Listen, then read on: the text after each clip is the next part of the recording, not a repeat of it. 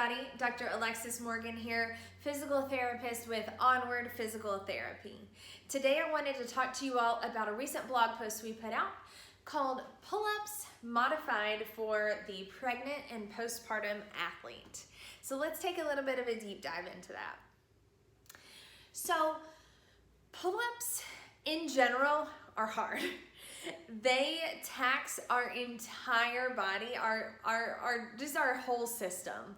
And I know that that's the case because they are in the hardest workouts like Fran, Helen, and Murph.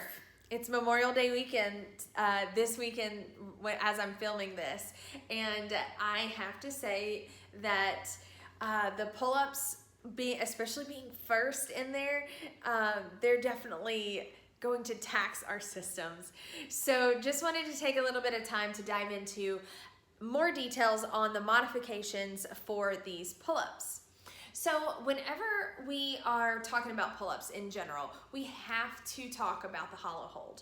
We simply cannot just glance over that because at its core, that is what makes up a good pull-up position. So what you need to do when you're doing a pull-up is find that hollow hold position. Now, a lot of times we're doing this on the floor, but you can also find it in standing here, which is what I'm going to show you guys today. And you can also find it hanging from the bar. So what are those components? Well, there's a few components talking about with the arms, with the legs, squeezing the booty, but the biggest part that I want to highlight in this video today is the core part. So bringing your rib cage down towards your pelvis. So when you engage that core, when you're pulling the ribs towards the pelvis, we are using all of these abdominal muscles that also wrap around the back, and we create that flat back position. That is the opposite of an arched back position, which is a position that we often see incorrectly used during a pull-up. We do not want to be pulling up in that position. We want to be finding that hollow hold position because what that does is it connects our upper body to our lower body, and it creates us, it puts us into a solid unit, a unified upper body, lower body position to where we can pull ourselves up. It is a hard movement to hold and to master. And one of the biggest reasons why it's so hard is that the levers of our legs and our arms are working against it. It's a lot easier to hang in an arched position, but we're having to use those muscles to keep us in that position, and so it makes it really challenging. And it's really challenging even if you're not pregnant or postpartum. It's just a challenging movement in general. But then you start adding on the pregnancy or postpartum, and it completely just elevates the game by a long shot. And so I wanted to just dive a bit into why that's the case. So we've already talked about how that it's really, really challenging to keep those ribs pinned down towards the pelvis. But when we've got a baby bump, it's even more challenging, especially as time goes on and that bump gets larger and larger. What that's doing is it's stretching out all of the abdominal muscles in the front. So pregnancy alone, minus the pull-up, pregnancy alone is adding pressure into your core region, not just in the front, but it's also adding pressure on the bottom and your pelvic floor and in your back, and it's adding pressure upwards on your lungs. It's really hard to breathe whenever you've got all that extra added pressure. So pregnancy alone adds pressure. Pull-ups alone add pressure. Together, it's a lot of demand for the abdomen. And what we find is that oftentimes at some point during pregnancy, it gets to be too high of a demand for the workload for the abdominal region, for that core, those core muscles, to adequately, appropriately, efficiently perform the movement. And one of the best ways to, two best ways to see whether or not you're able to hold that. Number one is what we just talked about. Are you able to still keep those ribs pinned down? Are you still able to maintain a solid core that's unmoving even as you pull up? If yes, then ask yourself the second question, which is, does your midline, do you create any coning or doming, any signs of a diastasis?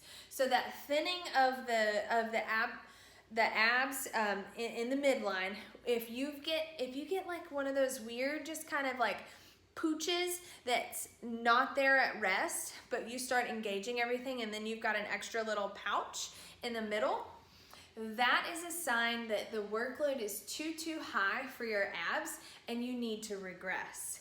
Now, in the blog post, there are 8 different videos, 8 different ways that you can progress the pull-ups to still get a good workout in and still challenge your core and your arms, but do it in a safe way. So check those out. So let's say you check these out, you're doing all of the modifications during your pregnancy, you're taking that time and you're regressing as you go along in your pregnancy, and you have your baby. And now we are postpartum, and you're starting to get back into the gym. Now, let's think for just a minute about how long you spent having that added stretch on your system. Well, it was about 9 months. And that's a very, very, very long time to have a constant stretch on a group of muscles. You know, like when you stretch your hamstrings, and even just holding it for 5 minutes, it will create some tension, and it will create just a unique feeling of being stretched.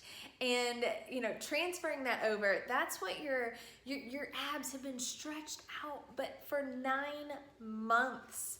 So it is absolutely normal to take some time for everything to kind of come back to. It's completely normal. And in fact, you want to take some time early on to do those early modifications, those lower level exercises to really engage the core. Get used to your new body. It's new. Your body is different than how it ever has been. And just because you no longer have a baby inside of you, it does not mean that you perform in the same way that you did again before you had a baby inside of you. It's very different. That's the case for whether you've had 1 pregnancy or whether you've had 5. It's different. And so taking some time to get used to this new body, progress yourself back into those pull-ups is a really, really good idea.